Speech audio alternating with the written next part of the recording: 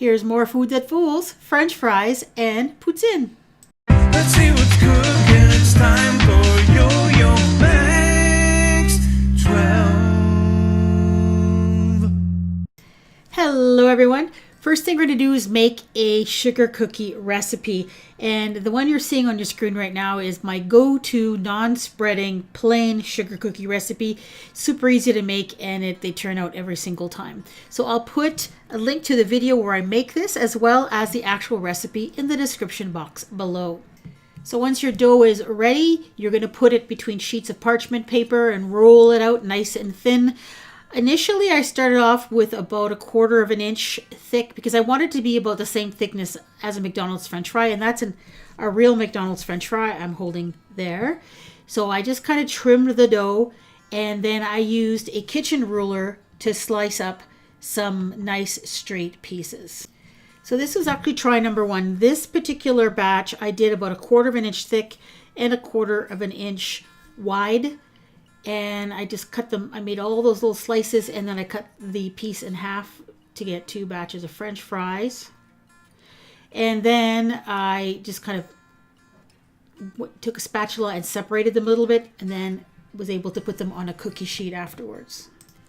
Then I used a knife just to cut the tips off so that they weren't straight across, that they were kind of on a diagonal, so they were a little bit pointy. Then I mixed an egg with a tablespoon of water and beat that together nicely. And I used a pastry brush, and I'm just going to brush on that egg wash. And what that's going to do is it's going to give these cookies a nice texture and also a nice golden color when they bake. And then finally, I sprinkled on just a little bit of white granulated sugar on top of them, and that makes it look like they have a little bit of salt added to them. Bake them at 350 until they are just the tiniest bit golden brown. And here's the result of my first attempt. And here is a real McDonald's French fry. And you can see that the color is not too bad. The length is good, but they're a little bit, the ones I made were a little bit too wide. So I decided to try it again. So this time I cut them a little bit narrower and I rolled them up just a bit thinner. And then I put the whole bunch of dough after I cut it into the freezer to firm them up, and it was a lot easier to separate them. I didn't have to use a spatula. I just had to use my hands. Put those on a cookie sheet, and I did a little bit of an egg wash on those, and I baked them the same way, but I kept a really close eye on them. And I took them out just when the edges were starting to get a little bit brown and the tips were a little tiny bit brown, just like a real French fry. Now for the ketchup. The ketchup, I'm using a raspberry sauce. Now raspberry sauce is very easy to make yourself. These are frozen raspberries with some water and sugar and a few other ingredients. I've made this before on my channel a couple of times. So what I'll do is I'll put a link in the description box to the video where I make this. And I'm also going to put the actual recipe in the description box if you want to make your own. So basically you make a raspberry sauce, cook some frozen raspberries. You put it through a sieve to get the seeds out. And then what I did with mine was that I added a little bit of red food coloring just to intensify that color so it looks more like ketchup. Now it's not quite the texture ketchup, the texture's a little bit off, but it's not too bad and it actually tastes pretty good with cookies. I put my French fries in an actual McDonald's container, and I played a little trick on you here. I've added 1 real McDonald's French fry to this packet. Can you see it? Take a look and tell me which one you think is the real fry. There it is. Did you pick it out?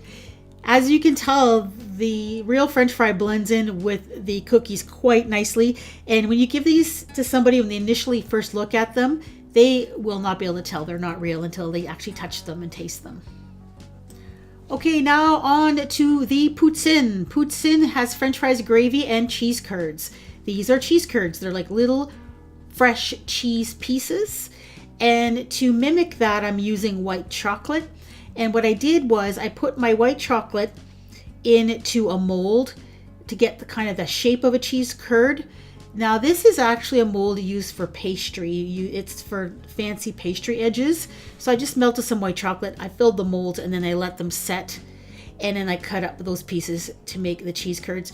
If you don't have a mold, it's okay. All you'd have to do is just take a piece of wax paper and just pipe out pieces of white chocolate to make it look like cheese curds. Cheese curds don't have a real defined shape anyway, so it doesn't really matter.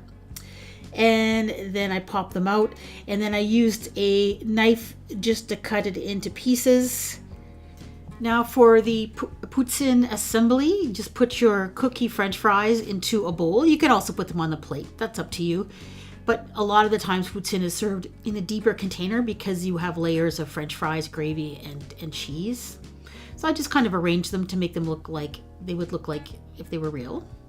And then I added the cheese curds in there. I just kind of spread them around, just kind of distributed them. You want to see them so that they're visible on the top. You can put them all through underneath in layers if you want, like a real poutine, but I just put mine on the top. Now we're going to add our fake gravy. This is caramel sundae syrup. Now, if you'd like, you can add some brown food coloring to this if you want to turn it into like a beef gravy. I just added a little bit of the chocolate syrup, just a little tiny bit, and then I just stirred it in, and it ended up looking remarkably like beef gravy when I was done. And now all that's left to do is to take your gravy and spoon it on top of your french fries and your cheese curds, and this is ready to serve. I truly love making these videos. They're one of my favorite ones that I have on my channel. My Food That Fools playlist. I think you'll enjoy it. You could have dinner for dessert or dessert for dinner. Thank you so much for watching.